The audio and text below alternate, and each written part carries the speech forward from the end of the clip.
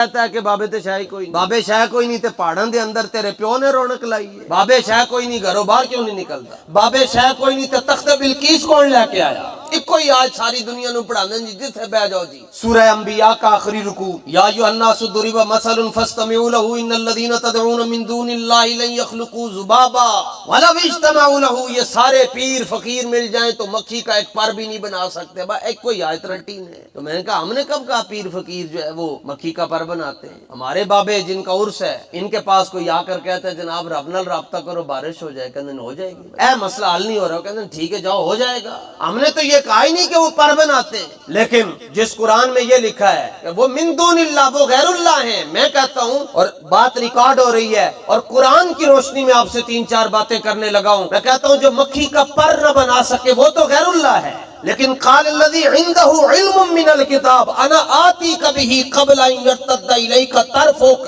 سلمان علیہ السلام نے فرمایا وہ بالکل قریب پہنچ چکی ہے ملکہ بلقیس، مجھے اس کے آنے سے پہلے اس کا تخت چاہیے۔ جن کھڑا ہو کر کہنے لگا میں لے کر آؤں گا۔ آپ نے فرمایا کہ کتنا ٹائم؟ اس نے کہا اتنا ٹائم بس۔ قبل ان تقوم من مقامک، آپ اپنی جگہ سے اٹھ کر کھڑے ہوں پھر واپس بیٹھے، تخت آپ کے پاس۔ آپ نے فرمایا اس سے بھی جلدی چاہیے۔ تو پھر ایک مولوی کھڑا ہوا جس کے پاس زبور کی کچھ آیتوں کا علم ہے، اس نے کہا حضور اجازت ہو تو میں لے آؤں؟ آپ نے فرمایا کتنا ٹائم؟ اس نے کہا میں جاؤں گا بھی نہیں، تخت بھی آ جائے گا، میں جاؤں گا بھی نہیں، اور وہ گیا بھی نہیں ہے۔ آصف بن برخیہ پڑھو قرآن کی تفسیر ہے، وہ گیا بھی نہیں ہے۔ آپ نے فرمایا جاؤ گے بھی نہیں، تخت کیسے آئے گا؟ اس نے کہا حضور میں تخت لے کر آؤں گا، بس میری ایک عرض ہے کہ آپ نگاہ میرے اوپر رکھیے گا، تخت شاہی کوئی نہیں ہے۔ تو آپ اس کی طرف توجہ سے دیکھتے رہے، اس نے زمین کے اوپر توجہ ڈالی، 4 مہینے کی مسافت پر ہے، 2500 میل، میں مفسرین کے قول بتا رہا ہوں۔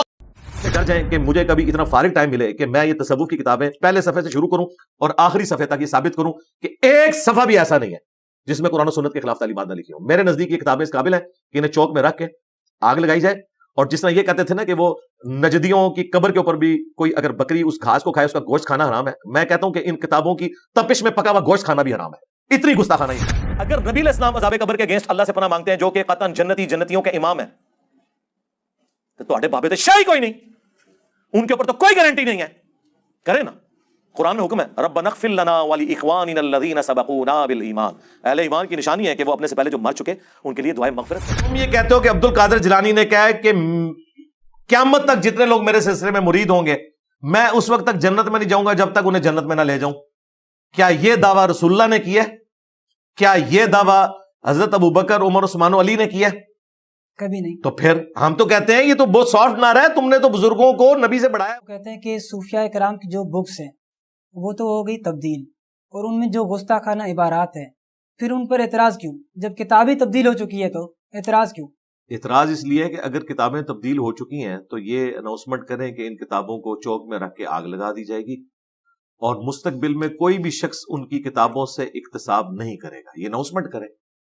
اور اگر یہ کہیں گے کہ اس میں جو باتیں ہماری مطلب کی ہیں وہ ہم لے لیں گے، اور جو انجینئر صاحب گستاخانہ عبارتیں ہائی لائٹ کر رہے ہیں یہ ان کی ہے ہی نہیں ہے، ان کے پاس کون سا ایک ایسا سورس موجود ہے جس کی بنیاد پہ انہوں نے ڈیفائن کیا ہے کہ یہ گستاخانہ عبارتیں جو ہیں یہ ان کی نہیں ہیں، اور جو کوئی 2-4 باتیں ٹھیک لکھی ہیں یہ انہی کی ہیں؟ اس میں ان کا کون سا کمال ہے؟ ہمارے نزدیک تصوف کی کتابیں سٹارٹ سے لے کر اینڈ تک سینکڑوں نہیں ہزاروں غلطیوں اور قرآن و سنت کے خلاف تعلیمات کا ایک مرغوب ہے۔ اس میں شاید آیات اور احادیث جو انہوں نے کوٹ کی ہوئی ہیں وہ بھی جو صحیح والی ہیں وہی بچیں گی، اس کے علاوہ جو کچھ انہوں نے اپنا لکھا ہوا ہے وہ سب کا سب قرآن و سنت کے خلاف ہے۔ ایون جو آیات اور احادیث انہوں نے کوٹ کر کے اس سے جو رزلٹ نکالے ہوئے نا وہ بھی 100% قرآن و سنت کے منافی ہے۔ آپ کوئی ایک نمائندہ کتاب لیں، مثلاً کشف المحجوب لیں، میں سٹارٹ سے لے کے اینڈ تک بتاؤں گا کہ یہ ٹوٹلی قرآن و سنت کی روشنی میں بالکل فراڈ کے اوپر مبنی تعلیمات ہے۔ میں نے گستاخیوں کو صرف اس لیے ہائی لائٹ کیا کہ گستاخی ایک ایسا ایلیمنٹ ہے جو ایک عام بندے کو بھی سمجھ آ جاتا ہے کہ بات تو صحیح ہے بھائی، یہ گستاخی تو ہے، اس کے ذریعے ان کا دماغ کھلتا ہے۔ پھر جب ہم انہیں بتاتے ہیں کہ یہ باقی باتیں بھی جو یہ بیان کر رہے ہیں یہ بھی غلط ہے، مثلاً کشف المحجوب کو یہ کہتے ہیں تصوف کی پہلی کتاب ہے جو فارسی زبان میں پوری دنیا میں ایک ٹیکسٹ بک کے طور پہ ہے۔ ہمارا دعویٰ ہے کہ کشف المحجوب اپنے سٹارٹ سے لے کے اینڈ تک قرآن و سنت کے بالکل منافی ہے۔ اس میں جو آیات اور احادیث لکھ کے رزلٹ نکالے گئے ہیں وہ قرآن و سنت کے بالکل منافی ہیں۔ اگر کوئی ہم سے اس ٹاپک پہ بات کرنا چاہتا ہے اور وہ واقعی حقیقتاً اس چیز کے لیے راضی ہے کہ ان غلطیوں کو ایکسیپٹ کرے گا، تو پہلے تو ان گستاخانہ عبارتوں کو ایکسیپٹ کرے نا جو نبی اسلام کی ذات کے اوپر گستاخانہ واقعہ منسوب کیا، زید ابن حارثہ کی بیوی کے ساتھ سکینڈل لکھا ہے۔ ہم سے پہلے ان کو کیوں نہیں پتا تھا یہ گستاخانہ ہے؟ یہ فتویٰ دیں گے ان سارے بزرگوں کے اوپر جنہوں نے اس کتاب کے ترجمے کیے، اس کی پرنٹنگ کی، اس کی حرام کی کمائیاں کھائیں، ایک ایک بزرگ کا نام لے کے ان کے اوپر کفر کے فتوے دیں گے۔ اور اگر یہ نہیں دیں گے ہمیں اسی وقت پتا چل جائے گا یہ بدنیت ہے، صرف اپنے پبلک کے پریشر کی وجہ سے یہ بات کر رہے ہیں، ادروائز ان کا یہی عقیدہ ہے۔ دیکھیں پیر کرم شاہ الازہری کشف المجوب میں آئے ہوئے واقعے کو، جو صاحب اور سکر کے کانٹیکس میں زید ابن حارثہ کی بیوی کے ساتھ نبی الاسلام کا سکینڈل انہوں نے لکھا، نعوذ باللہ جھوٹا، اپنی تفسیر ضیاء القرآن میں کہہ رہے ہیں یہ کافروں نے ہماری کتابوں میں داخل کی ہے۔ کشف المجوب کا جب مقدمہ لکھا ہے تو کہا کہ کشف المجوب وہ کتاب ہے جس کا کوئی پیر نہیں وہ یہ کتاب پڑھ لے، اس میں یہ واقعہ موجود تھا، اس کو انہوں نے وہاں کنڈیم نہیں کیا۔ یہ ان کی ذمہ داری تھی، کیوں انہوں نے اس کو آن کیا؟ پھر بتائیں کہ یہ کتابیں تبدیل ہوئی ہیں، اور پھر پبلک کو یہ بھی بتائیں کہ جو بزرگ اپنی کتابوں کی حفاظت نہیں کر سکے، جو کہ انہیں کرنی چاہیے تھی، کیونکہ دنیا کا نظام چلا رہے ہیں نا۔ بالکل۔ اگر کل کو کوئی یہ کہتا ہے اللہ نے اپنی کتابوں کی حفاظت نہیں کی، تو اللہ نے ذمہ داری بھی ایک کتاب کی لی تھی، اس کی حفاظت کی ہے، باقیوں کی ذمہ داری نہیں لی تھی، انہوں نے تو دنیا کے نظام کی ذمہ داری لی ہوئی ہے نا۔ تو بزرگ اپنی کتابوں کی حفاظت کرتے، اول تاخر یہ سب کی سب کتابیں فراڈ کے اوپر مبنی ہیں۔ ان کے تمام نظریات قرآن اور صحیح الاسناد احادیث کو چھوڑ کے سب کے سب فراڈ پہ مبنی ہے، اور قرآن اور صحیح الاسناد احادیث سے جو رزلٹ انہوں نے نکالے میں وہ بھی فراڈ کے اوپر مبنی ہے، چاہے پرانے بزرگوں کے ہیں چاہے نئے بزرگوں کے۔ علی اجویری صاحب نے بخاری کی وہ حدیث ہاتھ بن جاتا ہوں پاؤں بن جاتا ہوں، اس سے اتنا خطرناک رزلٹ نکالا ہے کہ اس کو انہوں نے دلیل بنایا ہے کہ جو بایزید بستامی کہتا تھا سبحانی ما اعظم شأنی، میں پاک ہوں میری شان کتنی بلند ہے، انہوں نے اس حدیث سے یہ رزلٹ نکالا ہوا ہے، ہاتھ بن جاتا ہوں پاؤں بن جاتا ہوں سے۔ حالانکہ اس حدیث میں بخاری میں موجود ہے کہ وہ پھر مجھ سے دعا کرتا ہے، میں اس کی دعا کو قبول کرتا ہوں، اپنے دشمن کے اگینسٹ مجھ سے پناہ طلب کرتا ہے، میں اس کو پناہ دیتا ہوں۔ اس کا اس سے کوئی تعلق نہیں تھا کہ اللہ تعالیٰ بندوں میں حلول کر جاتا ہے یا بندوں کی جو صفات ہے وہ اللہ تعالیٰ کی صفات کا کسی حوالے سے مظہر بن جاتی ہیں۔ اس قسم کے جتنے دیو مالائی قصے کہانی، یہ جو مصباحی صاحب کا مذاق اڑاتے ہیں، اوپر دیکھا تو سونا، نیچے دیکھا تو سونا، درخت بھی سونے کا، پتے بھی سونے کے، جڑیں بھی سونے کی، یہ علی اجویری صاحب نے واقعہ لکھا ہے اپنے پیر بھائی کا، کہ یہ انہوں نے ہمارے پیر صاحب کے ابو الفضل قطلی کے بارے میں لکھا ہے۔ اب علی اجویری صاحب اس کشف المحجوب میں لکھ رہے ہیں کہ مجھے ایک دفعہ مسئلہ ہوا تو میں بایزید بستامی کی قبر پہ مجاور بن کے میں نے رات گزاری، میرا مسئلہ حل ہو گیا۔ یہ سارے قبروں پہ جاتے ہیں مجاور بن کے بیٹھتے ہیں۔ اب اس دین کا قرآن و سنت سے کیا لینا دینا؟ ہمارے نزدیک انہوں نے جو قرآن و سنت سے رزلٹ بھی نکالے ہیں وہ بھی 100% اس کے منافی ہیں، اس کا دین سے کوئی تعلق نہیں۔ یہ تو چلے پرانے بزرگ ہیں۔ پیر میر علی شاہ صاحب کتاب میں لکھ رہے ہیں وَاسْتَعِینُوا بِالصَّبْرِ وَالصَّلَاةِ سے کہ نماز اور صبر کے ذریعے مدد چاہو، اس سے غیر اللہ کی مدد ثابت ہو گئی۔ ساتھ نہیں انہوں نے پڑھا ان اللہ مع الصابرین، بے شک اللہ صبر کرنے والوں کے ساتھ ہے۔ استعینوا بالصبر والصلاۃ کا مطلب المدد یا نماز، المدد یا صبر نہیں تھا، مراد تھا یہ اعمال اللہ کی مدد کا ذریعہ ہے، انہوں نے اسے غیر اللہ کہہ دیا۔ یہ لوگوں کا انٹلیکچوئل لیول ہے۔ تو میرا یہ دعویٰ ہے چاہے غزالی کی کتابیں ہوں، احیاء العلوم ہو، مکاشفۃ القلوب ہو، کیمیاء سعادت ہو، منہاج العابدین ہو، یا اس کی اپنی لائف سٹوری المنقذ من الضلال جو اس نے مرنے سے کچھ عرصہ پہلے لکھی ہے، اس میں وہ لکھ رہا ہے کہ جو بھی تصوف کی لائن پہ آتا ہے تو شروع میں یہی آپ کو مقام حاصل ہو جاتا ہے کہ آپ بیداری میں انبیاء کی روحوں سے ملتے ہیں اور ان سے اکتساب کرتے ہیں۔ تو ہم پوچھیں گے بھی بخاری مسلم میں کون سی حدیث ہے کہ حضرت ابوبکر کی کبھی حضرت عیسیٰ کی روح سے ملاقات ہوئی ہو یا موسیٰ علیہ السلام کی روح سے کوئی ملاقات ہوئی ہو؟ یہ سب کا سب فراڈ پہ ہے۔ یہ تو ہماری شرافت ہے کہ ہم صرف گستاخانہ عبارتیں ہائی لائٹ کر رہے ہیں، دوسری ہم کریں اول تاخر، اس میں جرم ہے۔ کشف المحجوب میں قصہ آدم اور ابلیس کو علی اجویری صاحب نے جو حضرت آدم علیہ السلام کے ساتھ جو ابلیس کا معاملہ ہوا اس میں ابلیس کی غلطی کو اللہ کے کھاتے میں ڈالا ہوا ہے۔ انہوں نے کہا اللہ نے حکم تو دیا تھا ابلیس کو کہ سجدہ کرے، لیکن اللہ چاہتا نہیں تھا کہ وہ سجدہ کرے۔ پھر تو ہم آزاد ہیں۔ جی بالکل ختم، پھر تو انبیاء کا مقدمہ ہی ختم ہو گیا۔ یہ بات نہ لکھ لے جو چور کی سزا وہ میری سزا۔ میں صرف پوچھوں گا جس بندے کو قصہ آدم اور ابلیس سمجھ نہیں آیا اور وہ کشف المحجوب میں لکھ رہا ہے کہ اللہ نے حکم تو دیا ابلیس کو لیکن چاہا یہی کہ یہ سجدہ نہ کرے اور یہ ابلیس ہو جائے، اس کا مطلب پتہ کیا ہے؟ اللہ کی صفت عدل کو سٹیک پہ لگا دیا، تو پورا خدائی نظام تباہ و برباد کر دیا۔ اس دن سے ڈر جائیں کہ مجھے کبھی اتنا فارغ ٹائم ملے کہ میں یہ تصوف کی کتابیں پہلے صفحے سے شروع کروں اور آخری صفحے تک یہ ثابت کروں کہ ایک صفحہ بھی ایسا نہیں ہے جس میں قرآن و سنت کے خلاف تعلیمات نہ لکھی ہوں. میرے نزدیک یہ کتابیں اس قابل ہیں کہ انہیں چوک میں رکھ کے آگ لگائی جائے. اور جس طرح یہ کہتے تھے نا کہ وہ نجدیوں کی قبر کے اوپر بھی کوئی اگر بکری اس گھاس کو کھائے اس کا گوشت کھانا حرام ہے, میں کہتا ہوں کہ ان کتابوں کی تپش میں پکا ہوا گوشت کھانا بھی حرام ہے. اتنی گستاخانہ یہ کتابیں ہیں. پھر ان کو آپ کافر کیوں نہیں بولتے؟ کافر اس لیے نہیں بولتے کہ یہ ایک شرعی مسئلہ ہے. ایک بندہ ہمارے سامنے موجود نہیں ہے, ہم شرعی طور پر اس پہ فتویٰ نہیں لگا سکتے.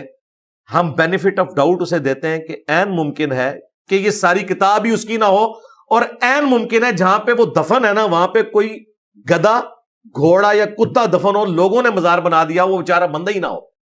عین ممکن ہے.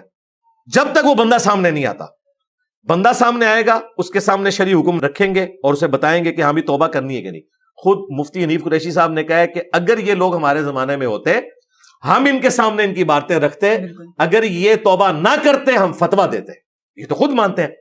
تو ہم وہ بینیفٹ آف ڈاؤٹ دے رہے ہیں کہ وہ ہم بندے ہمارے سامنے نہیں ہیں. ہاں آپ جنرل مجھ سے فتویٰ لے سکتے ہیں کہ علی حجویری ہوں, امام غزالی ہوں, معین الدین چشتی ہوں, جو گستاخانہ عبارتیں ان کی کتابوں میں مل رہی ہیں, اگر واقعی یہ ان کی ہیں تو وہ پکے کافر تھے, اور اگر یہ ان کی عبارتیں نہیں ہیں تو ان کا معاملہ اللہ کے سپرد. میں یہ نہیں کر سکتا کہ میں خود سے ان کی وکالت کروں کہ نہیں انہوں نے نہیں کہا ہوگا, اس لیے کہ ہمیں قرآن و سنت نے مجبور کیا ہے صحابہ اور اہل بیت کا دفاع کرنے پر. ان کے بعد جتنی ہستیاں ہیں, میں بھی وہ اولیاء اللہ ہوں, میں ناٹ بھی, ہم ان کی وکالت خود سے نہیں کر سکتے. ان کے پیچھے قرآن و سنت نہیں نا کھڑا ہوا, ان کے پیچھے تو ان کی پبلک کھڑی ہوئی ہے. کیا اشرف تھانوی صاحب کو کروڑوں دیوبندیوں نے حکیم الامت مانا ہے تو بریلویوں نے بزرگ مان لیا ہے, وہ تو انہیں کافر سمجھتے ہیں. اچھا, اسی طریقے سے احمد صاحب بریلوی کو مجدد مان لیا کروڑوں بریلویوں نے, تو کیا دیوبندیوں نے مان لیا, وہ تو مشرک کہتے ہیں. وہ جرم یہ خود کیے ہوئے ہیں. یہ سارے صوفیوں کے ماننے والے یہ مانے کہ اشرف تھانوی جو ہے وہ غوث وقت تھا, کبھی نہیں مانیں گے. کہتے ہیں وہ تو تھانوی رسول اللہ کلمے کو اس نے انڈورس کیا ہوا ہے, اس کے تو قلم کی سیاہی بھی خشک نہیں ہوئی ہے. پرانے بزرگوں کو تو کہہ سکتے تھے نا بدل گئی ہے, اس کا تو یہ بھی نہیں کہہ سکتے, تو کیا کریں گے. تو ان کے پاس کوئی راستہ نہیں ہے. جس جرم کا تانا ہمیں دے رہے ہیں وہ جرم یہ خود کرتے ہیں اور اس کو صحیح سمجھتے ہیں, ہم ان کے ساتھ ہیں. صوفیہ کے جو ماننے والے ہیں ان کا جو آخری جو آپ پر اعتراض ہے کہ انجینئر صاحب میں ادب نام کی کوئی چیز ہی نہیں. وہ کہتے ہیں کہ جو آپ نے نعرہ لکھا ہوا ہے بابت شہی کوئی نہیں, اگر یہ لفظ اگر کوئی آپ کے والد گرامی کے متعلق کہے کہ آپ کا بابا تو شہی کوئی نہیں, بالکل کہ تو صوفیہ کہتے ہیں کہ ہمارے اتنے جو اکابرین تھے تو انجینئر صاحب یہ کہہ کر ہمارا دل دکھاتے ہیں. وہ میرے والد صاحب کو چھوڑ دیں, یہ مجھے ڈائریکٹ کہیں کہ انجینئر تو تے شاہی کوئی نہیں, نبی کے جیسا ہے ہی کوئی نہیں. یہ تو میرے ایمان کا حصہ ہے. یہ تو وہ لوگ جن کے اندر اپنے کلمے پڑھانے کی جو ایک خواہش ہے نا وہ کہیں چھپی پڑی ہوئی ہے نا, ان کو ان نعروں سے تکلیف ہوتی ہے. دوسرا, یہ نعرہ تو خود لگاتے تھے, یہ کہتے ہیں کہ بڑے سے بڑا غوث قطب ابدال وہ کسی صحابی کے گھوڑے کی قدموں کی خاک کے برابر نہیں. اس کا مطلب کیا ہے؟ یہ کہتے تھے کہ صحابی کے گھوڑے کے قدموں کی خاک جیسا ہے ہی کوئی نہیں, غوث قطب ابدال تے شاہی کوئی نہیں. یہ ایک جانور کے قدموں کی خاک سے بدتر کہتے تھے اپنے بزرگوں کو. میں تو نبی سے کمپیئر کروا رہا ہوں, میرا نعرہ تو ابھی بھی سافٹ ہے. ہاں, یا یہ کہیں کہ یہ سارے لعنتی بزرگ تھے جنہوں نے ہمیں یہ لعنتی عقیدہ پڑھایا کہ صحابی کے گھوڑے کے قدموں کی خاک غوث قطب ابدال سے افضل ہے. یہ کہیں نا تو ٹھیک ہے, مجھ سے بھی رجوع ریکارڈ کروا لیں. وہ نہیں کہہ سکتے, یہ ان کے عبد القادر جیلانی نے کہا ہوا ہے, ٹھیک ہے, جسے غوث پاک کہتے ہیں. ظاہر ہے انہی کی طرف منسوب کرتے ہیں. حافظ ابن کثیر نے بھی اس قسم کے الفاظ لکھے ہیں, ان کی طرف منسوب کرتے ہیں. ہم تو اسے فراڈ سمجھتے ہیں. ہمارے نزدیک ایک عام مؤمن بھی صحابی کے گھوڑے سے افضل ہے, کیونکہ وہ جانور ہے, یہ مسلمان ہے. بالکل. جامعہ ترمذی میں اور سنن ابن ماجہ میں حدیث ہے کہ کعبے کی حرمت اپنی جگہ, لیکن ایک مؤمن کی حرمت کعبے سے بھی بڑھ کے ہے. اگر ایک مؤمن کی حرمت کعبے سے بڑھ کے ہے نا, تو صحابی کے گھوڑے سے بڑھ کے ایک عام مومن کی حرمت ہے. میں تو اس نعرے کو فراڈ سمجھتا ہوں, لیکن یہ ان کے عقیدے کا حصہ ہے, یہ ان کے ایمان کا حصہ ہے, اور یہ عبد القادر جیلانی کی طرف منسوب کرتے ہیں. اور بلکہ یہ بات ہی اپنے ماموں کی کرتے ہیں. جس طرح شیعہ نے اپنا گھوڑا بنایا ہے, انہوں نے حضرت معاویہ کا گھوڑا بنایا ہوا ہے. یہ کہتے ہیں حضرت معاویہ کے گھوڑے کے قدموں کی خاک وہ عمر بن عبدالعزیز سے افضل. توبہ توبہ توبہ, اللہ کے بندو, عمر بن عبدالعزیز کا نام لیتے ہوئے نا 10 دفعہ وضو کرو تم کس بندے کو کس بندے کے ساتھ اور اس کے گھوڑے کو اس کے ساتھ ملا رہے ہو؟ اللہ سے ڈر جاؤ. عمر بن عبدالعزیز جو مجدد ہے وہ ہے ہی اس لیے ہے کہ اس نے بنو امیہ کا گند صاف کیا ہے. جو گند کی صفائی کر رہا ہے وہ صحابی کے گھوڑے کے قدموں کی خاک سے گیا گزرا ہے. جس نے گند ڈالا ہے اس کے ساتھ بھی آپ اگر کمپیئر کرو, اللہ سے ڈر جاؤ, بات کو لاجیکل کرو, یا اسے مجدد ماننا چھوڑ دو. اور اگر مجدد مانتے ہو تو بتاؤ اس نے کون سا گند صاف کیا ہے, کس کا گند ہے جو اس نے صاف کیا ہے؟ وہ 60 سال سے ڈالا ہوا گند کس کا تھا؟ بنو امیہ کا تھا. تو وہ مجدد ہی اسی لیے ہے کہ اس نے بنو امیہ کا گند صاف کیا ہے. یہ سب کہانی انہوں نے بنائی ہوئی ہے. ہم کہتے ہیں نبی کے جیسا ہے ہی کوئی نہیں, بابت شاہی کوئی نہیں. اور یہ جو ان کا کہنا نا کہ جی یہ ہم نے کبھی بھی نبی کے ساتھ اپنے بزرگوں کو کمپیئر نہیں کیا, کرتے ہو, کیوں نہیں کرتے ہو؟ تم یہ کہتے ہو کہ عبد القادر جیلانی نے کہا ہے کہ قیامت تک جتنے لوگ میرے سلسلے میں مرید ہوں گے میں اس وقت تک جنت میں نہیں جاؤں گا جب تک انہیں جنت میں نہ لے جاؤں. کیا یہ دعویٰ رسول اللہ نے کیا ہے؟ کیا یہ دعویٰ حضرت ابوبکر عمر عثمان و علی نے کیا ہے؟ کبھی نہیں. تو پھر ہم تو کہتے ہیں یہ تو بہت سافٹ نہ رہا ہے, تم نے تو بزرگوں کو نبی سے بڑھایا ہوا ہے. نبی علیہ السلام تو کہہ رہے ہیں اے میری بیٹی فاطمہ میرے مال سے جو لینا ہے لے لے. صحیح بخاری مسلم دونوں میں حدیث ہے. اگر اللہ کے حضور پکڑی گئی تو میں تیرے کچھ کام نہیں آؤں گا. نبی علیہ السلام تو یہ کہہ رہے ہیں. ٹھیک ہے, حضرت علی کا بیٹا صحیح بخاری میں آتا ہے کہ پوچھ رہا ہے بتائیں امت میں سب سے افضل کون ہے رسول اللہ کے بعد؟ وہ کہتے ہیں ابوبکر. پوچھا اس کے بعد؟ کہا عمر. تو انہوں نے کہا اس کے بعد مجھے خدشہ ہوا کہ حضرت عثمان کا نام لیں گے, تو میں نے کہا اس کے بعد تو آپ ہی ہوں گے. انہوں نے کہا کہ میں تو عام مسلمانوں میں سے ایک مسلمان ہوں. حضرت علی تو اپنے آپ کو عام مسلمان کہہ رہے ہیں, یہ ان کی عاجزی تھی.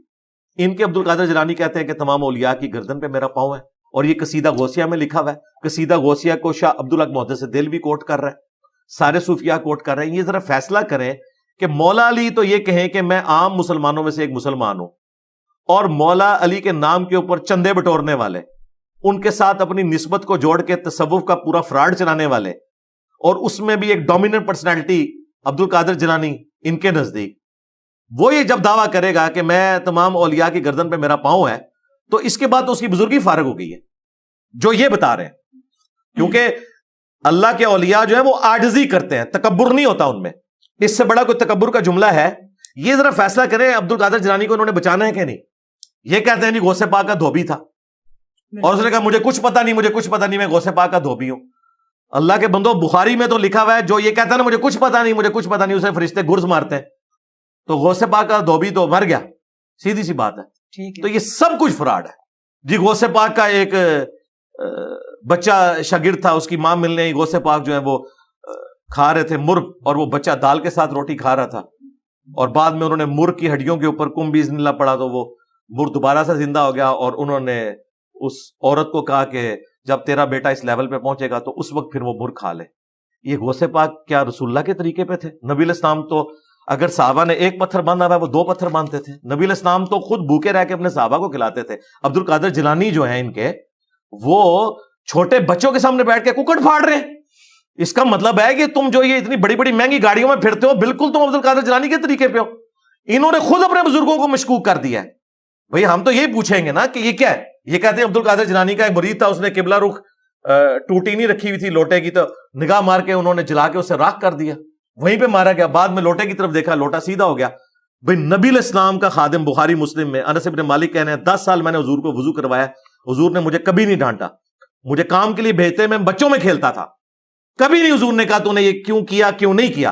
اور عبد القادر جیلانی ایک دفعہ لوٹے کی ٹوٹی قبلہ رخ نہیں ہے, اس مرید کو جلا کے راکھ کر دیا. یہ عبد القادر جیلانی کیا رسول اللہ کا ماننے والا تھا یا فرعون حامان ان لوگوں کا ماننے والا تھا؟ انہوں نے جو عبد القادر جیلانی کا تعارف کروایا, میرے بھائی مجھے کوئی کہنے میں آر نہیں ہے کہ مجھے تو اس بندے کی قیامت الدن بخشش بھی ناممکن نظر آ رہی ہے جو انہوں نے عبد القادر جیلانی کا تعارف کروایا. ان ساری بونگیوں سے یہ دستبردار ہوں لیکن نہیں ہو سکتے. ان کے سارے بزرگوں نے یہ واقعات لکھے ہوئے ہیں, کیونکہ انہوں نے عبد القادر جیلانی کو جو منی گاڈ بنا کے پیش کیا تھا وہ انہی واقعات کی بنیاد پہ. اگر یہ سارے واقعات فراڈ ہوتے ہیں تو عبد القادر جیلانی تو چلے گئے دنیا سے, ان کی تو ساری بزرگی فارغ ہو گئی. یہ سب کا سب فراڈ ہے. نہ عبد القادر جیلانی نے ایسا کیا, نہ وہ کر سکتے ہیں, نہ ان کی کمپیٹنسی ہے. کوئی پیغمبر بھی اپنی مرضی سے کوئی مرغا مرا ہوا زندہ نہیں کر سکتا. عبد القادر جیلانی تو شاہی کوئی نہیں. اچھا, یہ صوفیاء کے سارے واقعات ہیں, یہ آپ کس کے کھاتے میں ڈالتے ہیں؟ اہل حدیث کے یا دیوبندیوں کے یا بریلیوں کے؟ دیوبند اور بریلویوں کے. اہل حدیث کے کھاتے میں تو ڈلتے ہیں. عبدالحق محدث کس کے ہیں؟ عبدالحق محدث دہلوی پکا صوفی ہے, اس کا اہل حدیث سے کیا لینا دینا. وہ یہ تو کچھ اہل حدیث جو ہے وہ اس بیچارے سے دھوکہ کھا گئے، اس کے ساتھ محدث آتا تھا، تو انہوں نے کہا نہیں، اہل حدیث کا کیا لینا دینا، اہل حدیث 24 کیرٹ سونا ہے۔ عبداللہ کے محدث دہلوی تو پکا یہاں پہ سارا شرک اور بدعت لانے والی وہ شخص ہے، اس نے جو جو تعلیمات لکھی ہیں اپنی کتابوں کے اندر، توبہ توبہ توبہ۔ ابن تیمیہ کے جو عقائد و نظریات ہیں صوفیت کی طرف، ہاں وہ کافی حد تک بہتر تھے، لیکن مکمل طور پہ وہ اس گند سے باہر نہیں نکلا ہوا تھا، اچھا آدھا ڈوبا ہوا تھا، آدھا نکلا۔ اکرام اور پیر حضرات قیامت کے دن شفاعت کریں گے؟ جی اگر وہ صحیح العقیدہ ہوئے تو ضرور کریں گے۔ بخاری مسلم کی حدیث ہے، جب ایک دفعہ شفاعت کا دروازہ رسول اللہ کے مبارک ہاتھوں پہ کھلے گا، پھر انبیاء، فرشتے اور نیک لوگ بھی شفاعت کریں گے۔ میں نے پوری ویڈیو ریکارڈ کروائی ہے شفاعت سے متعلق عقیدہ، لیکن ان نیک لوگوں سے مراد وہ لوگ ہیں جنہوں نے اللہ کی عبادت کی ہوگی، رسول اللہ کی پیروی کی ہوگی عز و جل و صلی اللہ علیہ وآلہ وسلم۔ ہمارا عقیدہ ہے کہ سیدنا ابو بکر، عمر، عثمان و علی رضی اللہ عنہم اجمعین وعلیہم السلام اجمعین شفاعت کریں گے، اور ویسے کرنے کے بارے میں احادیث موجود ہیں صحیح مسلم کے اندر۔ ہمارا عقیدہ ہے امام بخاری، امام مسلم، یہ وہ لوگ ہیں کہ جو اللہ کے ان اولیاء اللہ میں شامل ہیں کہ جو شفاعت کرنے والے ہوں گے۔ بالکل، ہمیں تو اختلاف آپ کے ان بزرگوں سے ہے جن کے عقیدوں میں شرک ہے، جن کی تعلیمات قرآن و سنت کے خلاف ہیں۔ ہم ان کے بارے میں، ہم تو ان کو بزرگ ماننے کے لیے تیار ہی نہیں ہیں، توہین نہیں کرتے، لیکن چونکہ ان کی کتابیں واحد تعارف ہے ان کا، اور ان کتابوں میں گستاخیاں ہیں، ہمارے ایمان کا تقاضا ہے کہ جن کی کتابوں میں گستاخیاں ہیں اور اس کے علاوہ کوئی ان کا تعارف نہیں ہے، ہم ان کے بارے میں قطعاً انہیں اولیاء اللہ ماننے کے لیے تیار نہیں ہے۔ سیدھی سی بات ہے۔ لوگ پوچھ رہے ہوتے ہیں ہم ان بزرگوں کی قبروں پہ جائیں، تو میں نے پچھلی اتوار کو نا رجوع ریکارڈ کرا دیا اپنا اس کے اوپر۔ میں تو پہلے دسیا جدوں میں رجوع ریکارڈ کراواں نا تو پھر سمجھ لو کہ گل وچ کوئی اور نکل آئی ہے۔ آپ جائیں جس دربار پہ آپ نے جانا ہے، ویسے تو حکم درباروں پہ جانے کا نہیں ہے، قبروں پہ جاؤ تاکہ آخرت کی یاد آئے، صحیح مسلم کی حدیث ہے۔ مزارات پہ جانے نہیں، کیونکہ مزارات تو بنانا ہی غلط ہے، صحیح مسلم کی حدیث ہے، میں تمہیں منع کرتا ہوں قبریں پکا کرنے سے، قبروں پر عمارت بنانے سے اور اس پہ بیٹھنے سے۔ ڈائریکٹ بیٹھنا بھی منع ہے اور مجاور بن کے بیٹھنا بھی منع ہے۔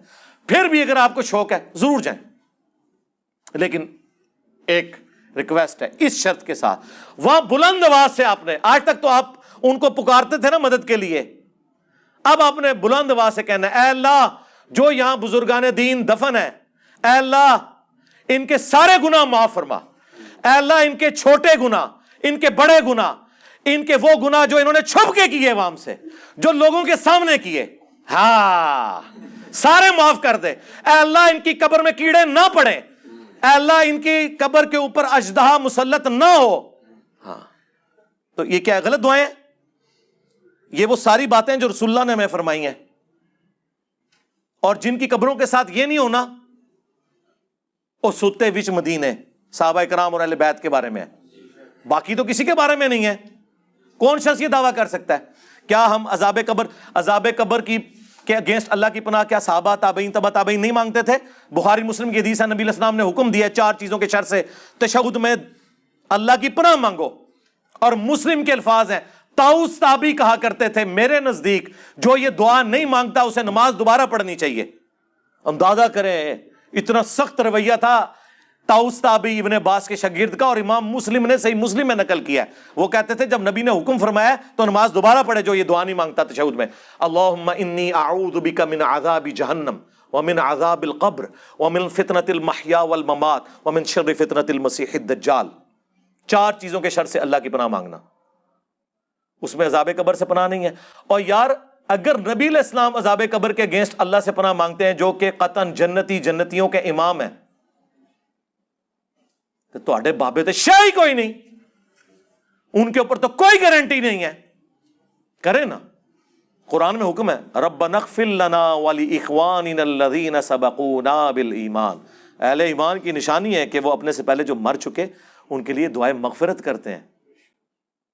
تو ٹھیک ہے، صحابہ اور تابعین جو صحیح العقیدہ ہیں، جن کے فضائل احادیث کے اندر آئے ہیں، اہل البیت کے فضائل احادیث کے اندر آئے ہیں، ان کے تو درجات کی بلندی کے لیے آپ دعا کریں، لیکن باقیوں کے لیے تو یہ دعا کریں، ان کے لیے بھی ویسے ہی کریں تو کوئی حرج نہیں ہے۔ لیکن اگر کسی کو زیادہ کوئی حیض ہے تو آپ جن کے بارے میں کلیم کیے ہوئے ہیں تو ٹھیک ہے جائیں کریں، ضرور کریں۔ قرآن کی کس صورت میں ہے کہ رب نے کہا کہ نبی ہم آپ کو معجزہ نہیں دیں گے؟ اور قرآن کی کئی ایک صورتوں کے اندر ہے، سورۃ الانعام کے اندر ہے، معجزہ ان کا منہ مانگا، سورہ بنی اسرائیل کے اندر موجود ہے. پچھلے دنوں میری ویڈیو ریکارڈ ہوئی ہے معجزات اور کرامات کے اوپر، جب مفتی منیب الرحمان حافظہ اللہ تعالیٰ نے میرے خلاف مضمون لکھا دنیا اخبار کے اندر، تو میں نے پھر اس کا جواب دیا. اس میں انہوں نے وہ ساری آیات نقل کی ہیں. ویسے انہوں نے یہ آیت ماننی تھی کبھی؟ اپنے بابوں کو بچانے کی خاطر انہوں نے کہا کہ آپ جو کہہ رہے ہو نا کہ جی بابے کیوں نہیں کوئی تخت لاتے یہاں پہ، تو یہ تو کافر بھی حضور کو کہتے تھے. تو اللہ نے فرمایا کہ یہ معجزہ ہم نہیں دیں گے، ہماری مرضی، جب چاہیں معجزہ دکھائیں تو ہمارے بابے بھی اس وقت کریں گے جب اللہ چاہے گا. تو میں نے کہا رکو ذرا، صبر کرو، آپ کا بابوں کے بارے میں عقیدہ نہیں ہے، آپ تو کہتے ہیں بابوں کی ڈیوٹیاں لگی ہوئی ہیں، اور جب چاہیں اشاروں سے اپنے کایا ہی پلٹ دیں دنیا کی. اب تو دنیا کی کایا پلٹنے کا وقت ہے میرے بھائی. IMF کے قرضے کے تلے ہم دب چکے ہیں. اب تو وقت آ گیا ہے کہ اوپر دیکھو تو سونا، ہائے صدقے، نیچے دیکھا تو سونا، دائیں دیکھا تو سونا. پورا درخت، اس کی شاخیں، جڑیں بھی، ہاں نا، میں بھی دیکھا سی، ہاں نا. داتا حضور کشف المحجوب میں لکھتے ہیں یہ فکرے ان کی زبان سے تب ادا ہوئے جب اس درخت کے نیچے تھے جس کے اوپر میں چڑھا ہوا تھا. آپ فرماتے خدا کی عزت و عظمت کی قسم، پورا درخت، اس کی ٹہنیاں، اس کا تنا، اس کی جڑیں بھی سونے کی ہو گئی، سارا، ہاں سارا ہی سونے کا ہو گیا. اب وہ جو ہے نا وہ مٹی اٹھانے کے لیے نیچے ہوا، تو نیچے دیکھا تو زمین سونے کی، زمین سونے کی. حضرت یہ کیا ہوا؟ دائیں دیکھا تو سونا، بائیں دیکھا تو سونا، آگے دیکھا تو سونا، پیچھے دیکھا تو سونا.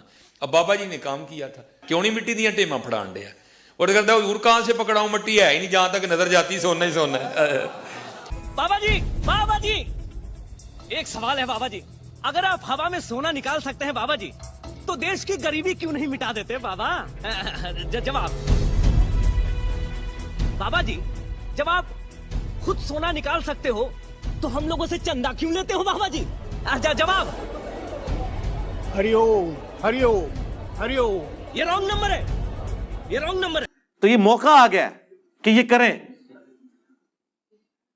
پھر ہم آپ کو سورہ توبہ کی آیت نمبر 92 سنائیں گے کہ اے نبی، جب یہ پینڈو آرابی لوگ آپ کے پاس آتے ہیں، غریب صحابہ آپ کے، کہ ہم غزوہ تبوک میں آپ کے ساتھ جانا چاہتے ہیں رومن امپائر کے خلاف لڑنے کے لیے، ہمارے لیے سواری اور جانے کا سامان اس کا انتظام کر دیں. تو تم کہتے ہو میں کوئی سواری نہیں پاتا جو تمہیں دے سکوں گے، تم میرے ساتھ چلو.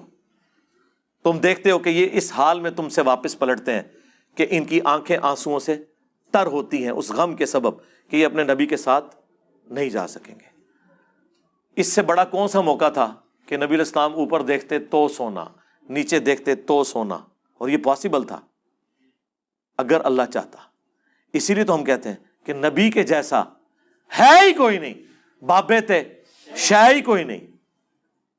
صحابہ جنگوں کی تکلیف اٹھائیں اور آپ کے بابے نگاہ مار کے کافر نہیں، اپنا وضو کرانے والا مرید ساڑ دین، جو بےچارا اتنا عرصہ اس لیے وضو کرواتا رہا کہ میری موت ایمان پہ ہو. یہ پتہ ہی نہیں تھا پیر نہیں مجھے اینڈ پہ مار دینا ہے، لوٹا سیدھا نہ رکھنے ہوتے.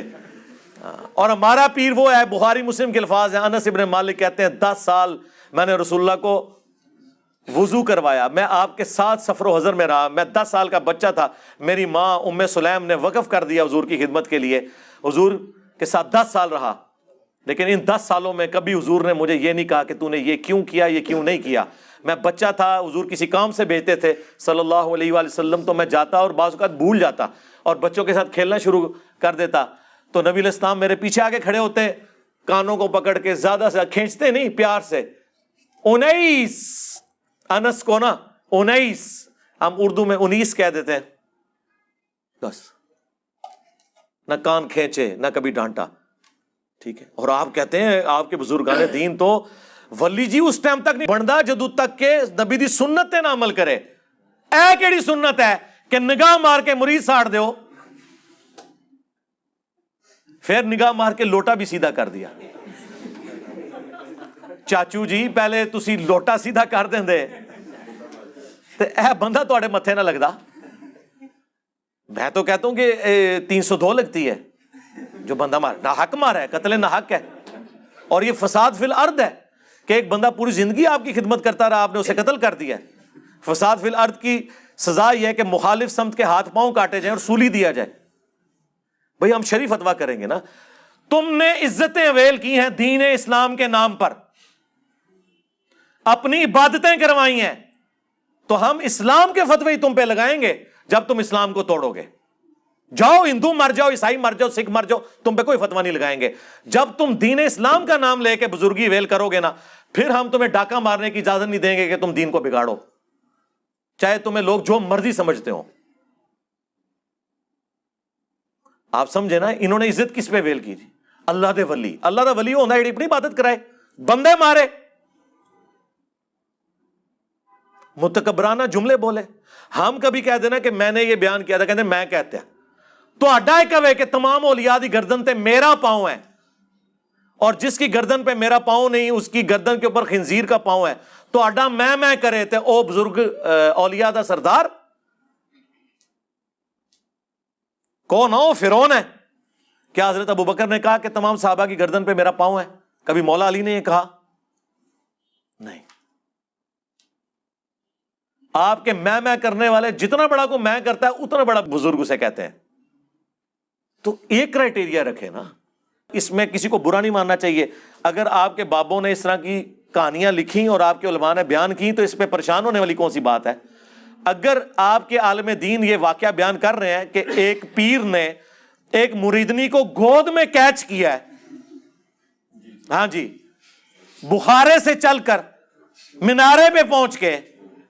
حضرت شاہ نقشبند بخاری علیہ رحمہ نقشبندیوں کے امام ہیں. آپ کابل میں تشریف لائے تو بادشاہ کے گھر میں کام کرنے والی ایک خاتون آپ سے روحانی نسبت قائم کر لیتی ہے. جو اس کی ہم منصب تھیں انہوں نے اس سے حسد کیا اور بادشاہ کے گھر کا زیور چوری کر کے اس پر الزام دھر دیا اور گواہیاں بھی دے دی. بادشاہ کو بڑا غصہ آیا. اس نے کوئی بات سنے بغیر کہا کہ اس کو لے جاؤ اور محل کی چھت سے اوپر گرا دو. خیر اس کو چھت پہ لے گئے. جب پھینکنے لگے تو اس کے دل میں خیال آیا, وہ کسی نے بتایا تھا کہ اوکھے ویلے بزرگ کام آتے ہیں, تو اس سے بڑھ کر اوکھا ویلا ہو کیا سکتا ہے. تو اس نے بخارے کی طرف منہ کر کے کہا, شیئا للہ چو گدائے مستمند المدد خواہم ز شاہ نقش بند. اور اتنے میں جلاد نے پیچھے سے دھکا دے دیا. جب وہ نیچے گئی تو حضرت شاہ نقشبند بخاری نے پکڑ کے آرام سے زمین پہ رکھ دیا. تو حیرت زدہ ہوگی, حضرت آپ کب آئے تھے؟ کہا تو از چبارہ آمدی من از بخارا آمدم. تو چبارے سے چل پڑی تھی, میں بخارے سے چل پڑی. آنکھیں اس نے بند کر لی, جلادوں نے اوپر سے پھینک دیا. آنکھیں بند کی ہوئی, یوں لگا جیسے کسی نے گود میں لیا ہوا ہے. آنکھیں کھولی تو وہ زمین پر صحیح سلامت تھی اور حضرت صاحب سامنے تھے. تو یہ تو آپ خود اپنے بزرگوں کی بے عزتی کروا رہے ہیں. ہم اس کی انجینئرنگ نہ کریں کہ بخاری مسلم میں حدیث ہے نبی الاسلام نے کبھی کسی عورت کو ہاتھ نہیں لگایا. اس پہ آپ کہیں گے کہ جی جو ہے وہ بزرگوں کی توہین ہو رہی ہے. توہین تو آپ نے خود کروائی یا ان بزرگوں نے خود کی جنہوں نے یہ حرکتیں کی, یا اپنے بارے میں جھوٹی کہانیاں بنا کے لکھوائیں. تو یہ میمز جتنی بن رہی ہیں, ان میمز میں جتنے واقعات ہیں, یار اتنے پڑھے لکھے علماء. اگلے دن وہ ڈاکٹر طاہر القادری صاحب کی وہ ویڈیو, اب تو خیر کافی ماشاءاللہ ان میں چینج آیا, لیکن وہ پرانی کچھ جوانی کے زمانے کی ان کی ویڈیو ہے. وہی واقعہ جی, شیخ عبد القادر جیلانی کے پاس ایک عورت آ گئی, وہ مرغی کا گوشت کھا رہے تھے اور وہ بچہ جو ہے وہ روکھی سوکھی کھا رہا تھا, تو اس کا دل پسیج گیا. تھوڑی دیر بعد انہوں نے ہڈیاں جمع کر کے کم باذن اللہ کہا اور وہ مرغا دوبارہ سے زندہ کر لیا, اور اس کو انہوں نے جواب دیا کہ جب تیرا بیٹا اس مرتبے میں پہنچے گا تو وہ بھی مرغی کھا لے. حضور غوث پاک کی بارگاہ میں گئی, ادھر دیکھا آپ مرغی کھا رہے تھے اور کھا کے ہڈیاں پھینک رہے تھے, ایک جگہ ہڈیاں جمع تھی. اب ماں اور پارا اور چڑھ گیا اور کہنے لگی, اے سرکار آپ مرغیاں کھائیں اور میرا بیٹا روکھی جو کی روٹی کھائے, یہ کہاں کا سلوک ہے؟ فرمایا بیٹھ جاؤ مائی. جب کھانے سے فارغ ہوئے تو ہڈیاں جمع تھیں. آپ نے ہڈیوں سے کہا کہ ہڈیوں دوبارہ مرغا بن کے کھڑی ہو جاؤ. دیکھتے دیکھتے مرغی زندہ ہو کر کھڑی ہو گئی. آپ نے فرمایا تیرا بیٹا جب اس مقام پہ پہنچ جائے گا تو پھر جو چاہے کھاتا بھی رہے. ہمارا ایک معصومانہ سوال ہے، کیا صحابہ کرام اس مرتبے پہ پہنچے ہوئے تھے کہ جب کبھی وہ کھانا کھاتے تھے تو ہاتھ رکھتے تھے تو وہ دوبارہ سے مرغے بن جاتے تھے؟ اور وہ روکھی سوکھی اس لیے کھاتے رہے کہ وہ مرغے زندہ نہیں کر سکتے تھے؟ تیسری بات، یہ کون سا قرآن حدیث میں لکھا ہوا ہے کہ جب تک آپ مرغی کو کھانے کے بعد ہڈیوں سے دوبارہ زندہ نہ کر سکیں تو مرغی کھانا حرام ہے؟ بخاری مسلم میں لکھا ہے نبی علیہ السلام نے مرغ کا گوشت کھایا۔ جب آپ رسول اللہ کے نام پر عزتیں اویل کر کے دین کی یہ حالت بگاڑیں گے تو ہم آپ کا مذاق نہ بنائیں، پھر ہم آپ سے ڈیمانڈ نہ کریں کہ لے آؤ نا، تسی تے کہندے ہو دنیا ہر ٹائم غوث کتب ابدال نے، لے آؤ غوث کتے جے ککڑ زندہ کرے، جی مردہ زندہ کر لیتے ہیں، چھوڑ دو سرکار، سٹامپ پیپر پہ آپ کے بزرگ سے لکھوائیں گے کہ ہمارا قتل معاف ہے، انہیں شہادت کے درجے پہ پہنچائیں گے، وہ اپنے آپ کو زندہ کر کے بتا دیں، کہانی ختم۔ تخت بلقیس آ گیا سی، ٹھیک ہے سرکار، وائٹ ہاؤس لاؤ، مارگلا ہلز پہ لا کے رکھ دو، ہاں مان لیں گے، اے کوڑا تے اے میدان، ٹورو بھی نہ کر کے بھی نہ دکھاؤ، پھر کہنے ہو منو، تو پھر آپ بھی مانو کہ میرے اسٹوڈنٹ کہیں گے کہ جی علی بھائی نے جو ہے نا وہ مدرسہ دیوبند ایک دن کے لیے غائب کر دیا تھا، جس طرح ڈیوڈ کاپر فیلڈ نے اسٹیچو آف لبرٹی غائب کیا، دوسرے دن انجینئر صاحب نے منظور الاسلام بریلی کا مدرسہ ایک دن کے لیے غائب کر دیا۔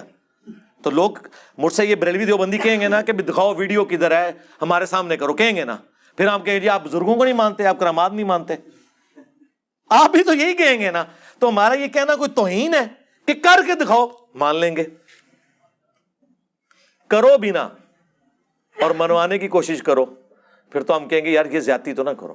تو ہمارا مقدمہ بھی سمجھیں، میں جتنی باتیں کر رہا ہوتا ہوں ریبٹل میں کرتا ہوں، اور یہ لوگ ان باتوں کے اوپر کہتے ہیں کہ دیکھیں یہ توہین کر رہا ہے، توہین نہیں ہوتی ہے، آپ نے جو بکواسیات ارشاد فرمائی ہوتی ہے نا بونگیاں شریف، ان کے جواب میں بات کر رہا ہوتا ہوں، تو ریبٹل میں جب بات کی جاتی ہے اس کو اس کے کھاتے میں ڈالا جاتا ہے جس نے کام ڈالا ہے۔ ڈاکٹر ذاکر نائک اگر یزید کو رضی اللہ عنہ نہ کہتا، قسطنطینیہ کی بشارت نہ فٹ کرتا، تو میں نے کبھی 2011 کو وہ جواب دینا تھا حسینیت اور یزیدیت کا تحقیقی جائزہ 10 دسمبر 2011 کو، مسئلہ 61 نہیں، آپ جوتیاں مارے ہمارے سروں کے اوپر، ہمیں جواب بھی نہ دینے دیں۔ اگر الیاس قادری صاحب یہ نعرہ نہ لگواتے بے خطا بے گناہ معاویہ معاویہ، تو ہم نے کبھی جواب دینا تھا کہ آپ عمار ابن یاسر کو تو یہ نہ کہیں کہ بے گناہ بے خطا، جس کو رسول اللہ بھی کہہ رہے ہیں کہ اسے باغی جماعت قتل کرے گی، صحیح بخاری 2812 اور 447، یہ انہیں اللہ اور جنت کی طرف بلائے گا، وہ جماعت جہنم کی طرف بلا رہی ہوگی، باغی جماعت، جس کو نبی علیہ السلام خود کہہ رہے ہوں کہ یہ بے گناہ شہید کر دیا جائے گا باغیوں کے ہاتھوں، جنت کی طرف بلاتے ہوئے، اسے تو آپ بے گناہ بے خطا نہ کہیں۔ اور جو مارنے والے ہیں مروانے والے ہیں ان کے ناموں کے آپ نعرے لگائیں تو ہم جواب نہیں دیں گے۔ اب یہ جو آپ نے کہا میں کلپ لگاتا ہوں، کلپ میں اس لیے لگاتا ہوں ساتھ کہ آپ کو بتاؤں کہ دیکھیں، ایک طرف تو ہمیں نبی علیہ السلام کی تعلیمات بخاری مسلم میں اما عائشہ روایت کر رہی ہیں کہ نبی علیہ السلام نے کبھی کسی غیر محرم عورت کو بیعت کے لیے ہاتھ نہیں لگایا، اور ثاقب رضا مصطفی صاحب کہہ رہے ہیں کہ ان کے پیر صاحب جو ہیں وہ مینارے سے چل پڑے اور اس عورت کو چبارے سے پھینکا گیا اور انہوں نے مریدنی کو کیچ کیا۔ اب جب وہ غیر محرم عورتوں کو آگے پیر کیچ کر رہا ہے تو میں یہ بتاؤں گا نا کہ یار یہ دیکھو یہ کس بزرگ کے ماننے والے ہیں۔ اسی طریقے سے جب آپ یہ بتاتے ہیں کہ شیخ عبد القادر جیلانی نے، الیاس قادری صاحب نے لکھا ہے کہ انہوں نے نگاہ مار کے اپنا مرید جلا دیا کیونکہ لوٹے کی ٹوٹی قبلہ رخ نہیں تھی، تو میں نے آپ کو بخاری مسلم سے بتانا ہے کہ انس ابن مالک کہتے ہیں میں نے 10 سال حضور کو وضو کروایا، آپ نے کبھی مجھے ڈانٹا بھی نہیں ہے۔ آپ کے پیر، آپ کا دعویٰ ہے کہ رسول اللہ کے طریقے پہ ہیں، وہ تو مرید جلا دیتے ہیں، اس مرید نے تو پوری زندگی آپ کی مریدنی اس لیے بنایا تھا، وہ مریدگی کی تھی کہ اس کا خاتمہ ایمان پہ ہو، خاتمہ پیر کے ہاتھوں ہی ہو گیا، اور کہتے ہیں نہیں پھر انہیں لوٹے کی طرف دیکھا، لوٹا بھی سیدھا ہو گیا، پہلے ہی لوٹا سیدھا ہو گیا۔ تو اڈا پیر ہے زمانے جو ہوتا میں 302 کٹانی سی ہوتے کہ انہیں بندہ مارے بغیر کسی وجہ سے، یہ کوئی وجہ ہے کہ آپ بندہ مار دیں؟ تو جب آپ یہ کام کرتے ہیں تو ہم تو بتائیں گے نا یار یہ دین کون سا پیش کر رہے ہیں۔